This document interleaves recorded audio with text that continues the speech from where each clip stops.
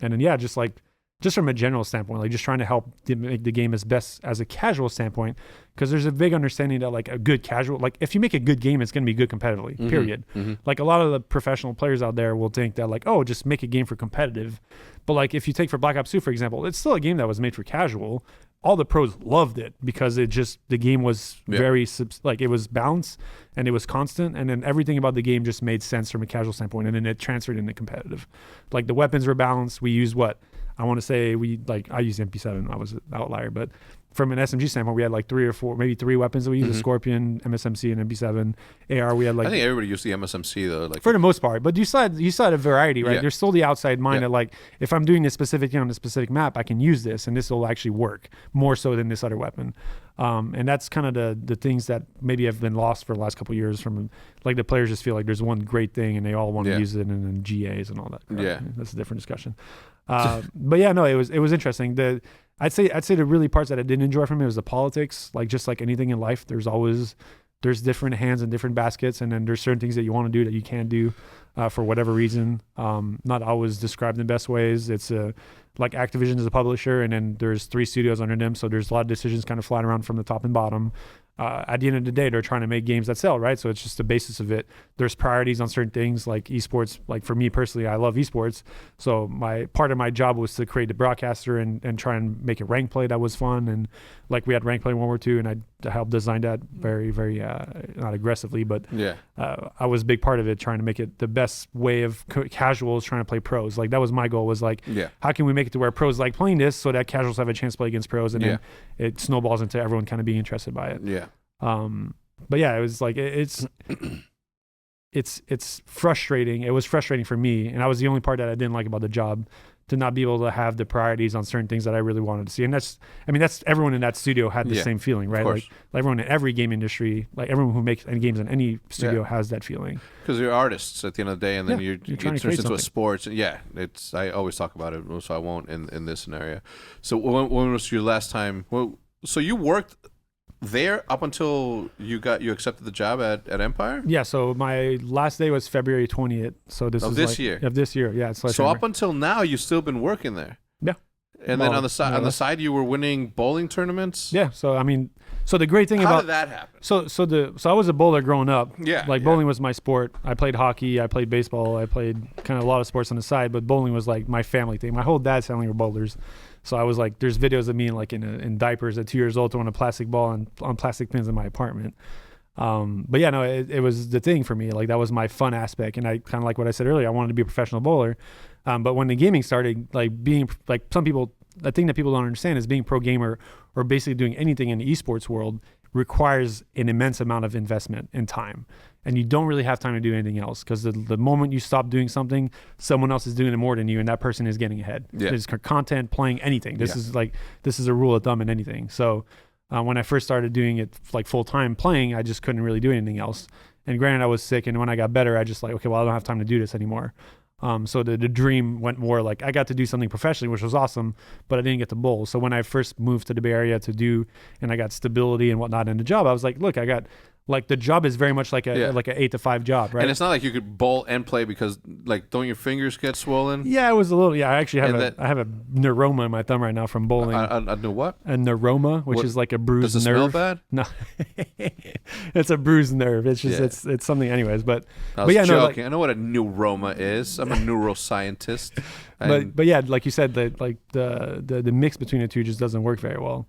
But yeah, like working at Sledgehammer, it's an 8 to 5 job. So like I go to work, I think about work, I'm done with work, I don't think about work. Like I'll think about it a little bit, I'll watch whatever content on the side, but like you just walk away from it. But yeah, I walk away from it. I go to my girlfriend at the time, and now fiance, and my dog, and I have time. I have time to have fun. I got my weekends to myself. I got Saturday and Sunday like a normal human being. I get to go do what I want. And then I started bowling. I started picking up bowling again. I played at like a Tuesday night league with some friends that I met out there, and it was fun. And then I heard there was like PBA regionals, which is like I would say like the semi-pro, like imagine the contenders league for the CDL. Yeah. So it's like people aspiring to be professionals. Yeah. Like it's like they have tournaments, basically almost bi-weekly tournaments, regional stuff, which still like there's a lot of actual national professionals that play them. Yeah. It's just like if there's no actual big tournaments going on, they play those.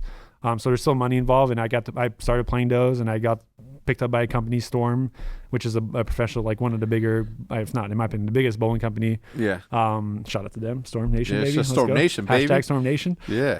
So get your bowling balls and gloves and no gloves, just bowling balls. Chalks. But yeah. I've seen people wear not on their throwing hand, but I've seen people wear like glove on the left hand. That's a misconception. Yeah, I mean, I made that shit up. I put that glove in there. I can think of like maybe one or two, but those people. That's what I saw. Those people don't know what they're doing. Yeah, because this hand doesn't mean much unless you're doing two-handed. There's a two-handed style, not that people like Belmo. I don't know if you know those. Anyways. Just kind of long I'm story. a good bowler, but obviously. Oh, are you? Okay, we'll have to find that out. We'll have to figure that out. I've seen I shoot. I don't know how to do the curve thing. You're not a good bowler. Okay, all right, fine. In my circle of friends, I got you. Who are also not good bowlers, I'm pretty good. But yeah, I ended up starting doing the semi-professional scene. I started late, and I got my PBA card, which is like makes you a professional. Mm-hmm. Which is not as cool as it sounds, but it's it's like it allows me to play tournaments on a full-time basis, or at least for the weekends. So I went to work on weekdays and I bowled on weekends. My first year competing, I won the PBA Player of the Year and PBA and Rookie Player of the Year in the West Region. My first year competing, full-time, which is pretty dope. That's so dope. I did see that you were ranked number 1 at one point or something. Yeah. So I won like I was on their website and I had videos and I was sponsored by Storm. It was super cool, dude. It was like it was like kind of like almost like a dream come true because that's what I wanted to do when I was a kid. Yeah. So I got around playing a bunch of these like top-notch bowlers in the area, and I was the best in my region, which was awesome. So your dad must have been super hyped about it. Oh hell yeah, he was. I mean, he was just sad he couldn't be there to watch all the time because obviously he's back in Canada. So. But no, it was awesome. And then I was actually really close to making a national television final. Oh shit! It was a 2000, I think it's 17. That was my first actual real professional event. It was called the World Series of Bowling, where they have 4 different events. It's basically for people who don't know, these like people think bowling are not athletes. Like how many games of bowling do you bowl normally? Like 2 or 3? Yeah, 1. Do you feel like your hand hurts? If or I like finish, do you feel like your body hurts a little bit the next day? No, just my middle finger. Right, your finger hurts. It gets really swollen. Okay, so it gets thick. Okay, all right. So imagine this: I went to a bowling tournament, real time. The first day you bowl 10 games. The second day you bowl 10 games. The third day is a practice day where you're bowling a lot, and there's a practice day before that as well. Yeah. The fifth or the third, so fourth day you bowl 10 games. Yeah. The fifth day you bowl 10 games. Every day. You bowl 40 games in 5 days. My body was in shambles. Yeah. Like, I was not ready for that kind of beating. Yeah. But the last day, so all 4 days are individual tournaments, and they're accumulated into one kind of major, like the majors in bowling, which is the World Series of Bowling at that point. But each day is like an individual kind of animal pattern tournament. Man. So the last day I made the cut. So there's 190 bowlers, the best bowlers in the world. Yeah.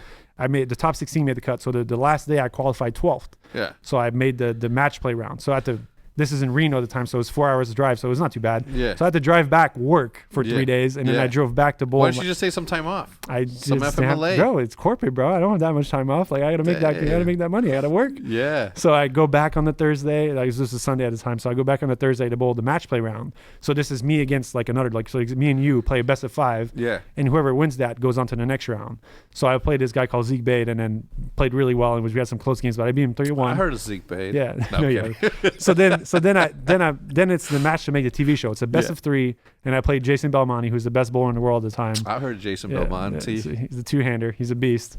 And he took me out, but it was cool. Like to experience that kind of high level of like play was just like amazing. Like it was like again, like I was a kid just watching these guys bowl, and I was doing my thing. Yeah, the difference is that you played in front of thousands, right? And so you had that like, oh, this ain't nothing. I've been doing this. My competitive juices were good, dude. Like, and for the record, yes, bowlers are athletes. It's the golfers that I consider non-athletes. I'm just kidding, because you're a golfer too, right? Get me going. Get me going. You got all ready to go.